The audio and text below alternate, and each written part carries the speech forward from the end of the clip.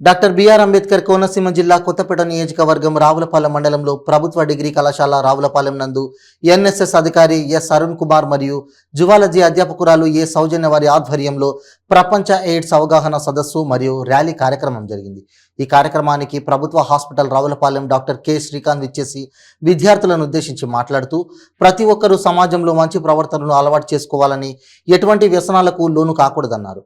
AIDS, HIV తరహా ఇతర సుఖ వ్యాధుల బారిన పడకూడదని, యువత ముఖ్యంగా వీటికి దూరంగా రానియకుండా చూసుకోవాలని, సమాజంలో ఉన్న డ్రగ్స్ వ్యసనాలకు లోను కాకుండా ఉండాలని చెప్పారు. సమాజంలో మంచిగా చదువుకొని ఆదర్శమైన పౌరులుగా ఎదగాలని డాక్టర్ శ్రీకాంత్ చెప్పారు.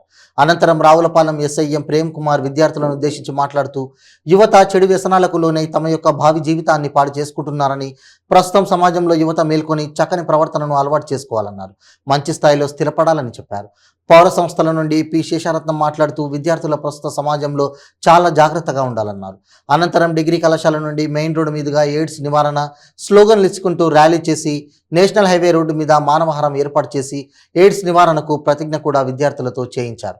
ఈ కార్యక్రమంలో వైస్ ప్రిన్సిపల్ సత్యమూర్తి, రమేష్ బాబు, బిపిఎన్ రెడ్డి, శ్రీనివాస్, రాజేంద్ర, హేమలత, పూజ, సిద్ధార్థ, దుర్గాదేవి, ప్రసాద్, హరిబాబు, రజని, శైలజ, సోని మరియు ప్రభుత్వ హాస్పిటల్ రావులపాలెం సిబ్బంది, ఆశా వర్కర్లు, నర్సులు, విద్యార్థులు హాజరయ్యారు.